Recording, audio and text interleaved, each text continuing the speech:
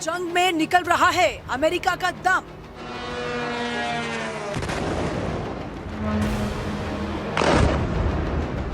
क्या ईरान पर हमला करके अमेरिका फंस गया है?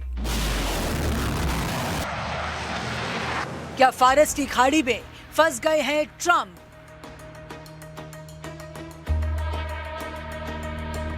पश्चिम एशिया में बारूदी बारिश से जगह जगह तबाही के मंजर दिखने लगे हैं। कई दिनों की धमकी के बाद जब अमेरिका ने ईरान पर हमला बोला तो ऐसा लगा कि जंग जल्द ही खत्म हो जाएगी।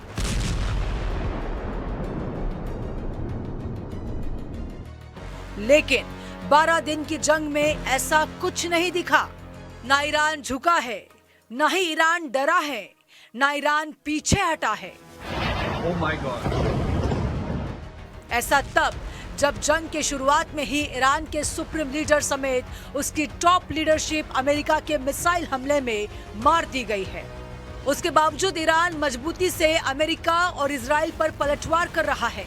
यानी ईरान अमेरिका के बीच युद्ध की दिशा वैसी नहीं है जैसे डोनाल्ड ट्रंप ने सोची थी। ट्रंप भले ही युद्ध जीतने की बात कर रहे हों, लेकिन हालात ये हैं कि अमेरिका के रणनीतिकार भी यही चाहते हैं कि युद्ध यही बंद हो जाए। अमेरिकी अखबार द वॉल स्ट्रीट जर्नल की रिपोर्ट के मुताबिक ट्रंप के कुछ करीबी सलाहकार निजी तौर पर उन्हें सलाह दे रहे हैं कि वे ईरान युद्ध से बाहर निकलने के लिए एक स्पष्ट एग्जिट प्लान सार्वजनिक रूप से पेश करें। हालांकि व्हाइट हाउस ने इस रिपोर्ट का खंडन किया, लेकिन ट्रंप के एक बयान ने इसकी पुष्टि कर दी है। ट्रंप ने कहा कि ईरान युद्ध बहुत जल्द खत्म होगा। अमेरिका युद्ध में समय से आगे चल रहा है।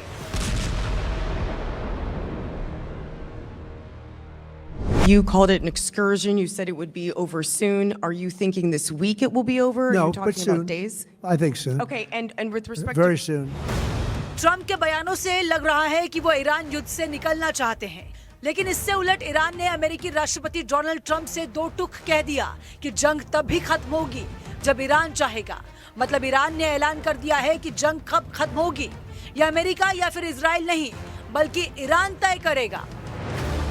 پاکستان و کشورهای دیگر کشورهای اسلامی و غیر اسلامی اینها برخی هاشون بله در واقع تمایل دارن که بیان کاری انجام بدن که این جنگ متوقف بشه و یا آتش بسی برقرار بشه. ईरान का यह बयान तब आया जब ट्रंप ने अमेरिका के फ्लोरिडा में एक प्रेस कॉन्फ्रेंस के दौरान ईरान के साथ चल रही जंग को जल्द खत्म करने की बात कही थी और ये दावा किया था कि ईरान की सेना पूरी तरह से तबाह हो चुकी है। ट्रंप के मुताबिक अमेरिका और इजराइल के हमलों में ईरान के मिसाइल भंडार और ड्रोन बनाने की फैक्ट्रियां मिट्टी में मिल चुकी हैं। उनका यह भी दावा है कि ईरान के पास ना तो नौसेना बची है और ना ही एयरफोर्स, और इसी वजह से वो इस जंग में पूरी तरह से पस्त हो चुका है। ट्रंप के इन बयानों पर ईरान भड़क गया।